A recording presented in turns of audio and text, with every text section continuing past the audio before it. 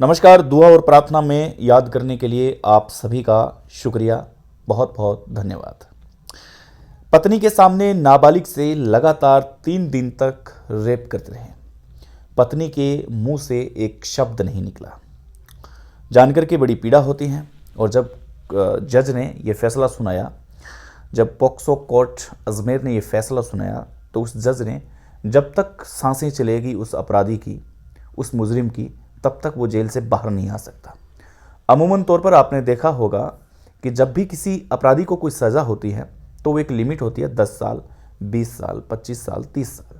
लेकिन इस जज ने ऐसा कर दिया कि कुकृत्य करने वाले कांपेंगे जब तक उसकी सांसें चल रही है, चाहे वो 100 साल की उम्र का हो या कितने भी साल की उम्र का हो, वो अब जेल में ही रहेगा। आखिर कैसे पहुंचा वो जेल के पीछे और क्या था पूरा काम, ये हम आपको बताते हैं। राजसमंद निवासी 28 वर्षीय, नाम विनय। हम नाम हमेशा बदल के बताते हैं। अगर संयोगवश वो नाम सही होता है तो चैनल और एंकर की कोई इसमें जिम्मेदारी नहीं होगी। हमारी भावना ऐसी नहीं है कि हम किसी की भावनाओं को ठेस पहुंचाएं।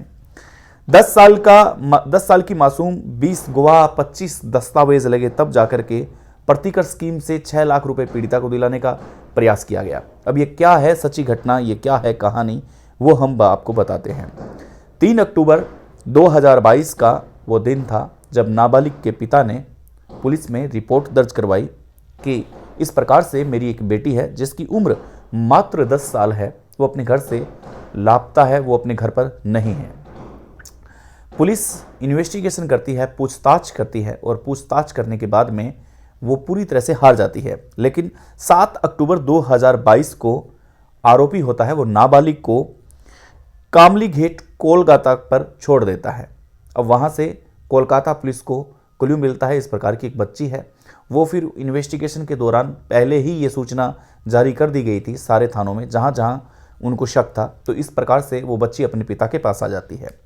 अब बच्ची अपने पेरेंट्स के पास आ जाती है। पुलिस उससे इन्वेस्टिगेशन करती है, पूछताछ करती है कि अब क्या हुआ, तुम्हारे साथ क्या हुआ, कृपया तुम हमें बताओगी ताकि हम उन मुजरिमों को अच्छे से सज़ा दे पाए। अब 10 साल की वो मासूम बताती है कि हमारे यहाँ पर सर शौचालय नहीं होते, हम गाँवों में रहते हैं, तो हम खुले में शौच करने जाते हैं। जब मैं खुले में शौच करने गई थी तब मेरे रिश्तेदार, अब देखिए बच्ची के खुद के रिश्तेदार हैं, वो रिश्तेदार उस बच्ची को बहलाते हैं, फुसलाते हैं और बहला फुसला करके पति और पत्नी उस बच्ची को दोनों अहमदाबाद ले जाते हैं। जब वो अहमदाबाद जा रही थी तब वो पूछ रही थी कि हम क्यों जा रहे हैं, क्या कारण है, क्या आपने मेरे मम्मी और पापा से बात की है। वो कहते हैं कि हम ही तेरे मम्मी पापा हैं, तुम चिंता क्यों करती हो, घर पर तुम्हें कितना टॉर्चर किया जाता है, तुमसे कितना काम करवाया जाता है, तुम्हें कितना बोझ है तुम्हारे, हम सब जानते हैं। इसलिए तुम्हारी मम्मी ने कहा है कि अब हमें इस बच्ची को घुमा के लाना है और इसलिए हम तुम्हें अहमदाबाद लेके जा रहे हैं। अहमदाबाद पर एक वो कमरा लेते हैं किराए का, वहाँ पर रुकते हैं, खाना बनाया जाता है, खाना खाया जाता है। अब उसकी पत्नी भी उसी कमरे में है और वो 10 साल की मासूम भी वहीं है। अब पत्नी के सामने वो पति उस बच्ची के साथ कुकृत्य करता है और एक बार नहीं, रात को करीब करीब 5 से 7 बार करता है। और वो जब बच्ची ये बात बता रही थी और जब पुलिस और जब जज सुन रहे थे तो उनकी आंखों में आंसू टपक पड़े कि आखिर ऐसा दरिंदा कैसे हो सकता है कोई कि अपनी पत्नी के सामने एक 10 साल की मासूम के साथ इतना गंदा व्यवहार किया जाए। जब वो मना करती या चिल्लाती तब उसके मुंह पर थप्पड़ मारे जाते और उसे टॉर्चर किया जाता। लगातार 3 दिन तक उसके साथ कुकृत्य किया गया किराए के मकान पर। बच्ची ने बताया कि 3 दिन तक उसकी हालात ये हो चुकी थी कि वो शायद मरने वाली थी। अब उसे ये पता नहीं था कि उसके लिए अब संसार है जो खुला है या नहीं है।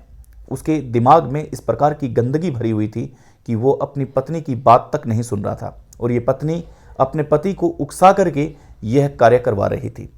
जब 3 दिन बाद में वो गुजरात से रवाना हो जाते हैं, एक अन्य क्षेत्र में जंगल पे ले जाया जाता है और जंगल पे ले जाने के बाद में उसे 2 अन्य आदमियों को सौंप दिया जाता है। वहाँ उसकी ज़िंदगी किस प्रकार की थी वो बच्ची बताती है कि मैंने एक नरक को देखा है, मैं इंसान के रूप में हैवान को देख कर के आई हूँ। अब मुझे कोलकाता उन्होंने छोड़ दिया था। वो बच्ची जैसे ही किसी पुरुष को देखती तो वो भयभीत होती थी।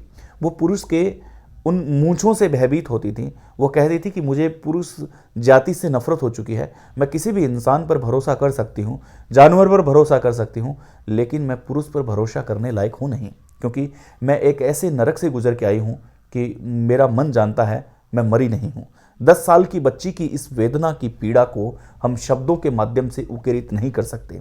और जब जज ये सज़ा सुना रहे थे तब उन्होंने कहा कि मैं इस कैदी को, इस हत्यारे को, इस दरिंदे को तब तक की सज़ा देता हूँ जब तक ये इस धरती पर जिंदा है। उसकी पत्नी को सज़ा हुई है, उसकी पत्नी की आंखें नीचे थी। क्या एक महिला का कर्तव्य नहीं बनता कि किसी एक महिला के साथ अत्याचार हो रहा है और उसकी उम्र मात्र 10 वर्ष है, तो क्या आप वहाँ मदद करने के लिए नहीं आ सकते? लेकिन दुनिया है वो बहुत दरिंदी हो चुकी है।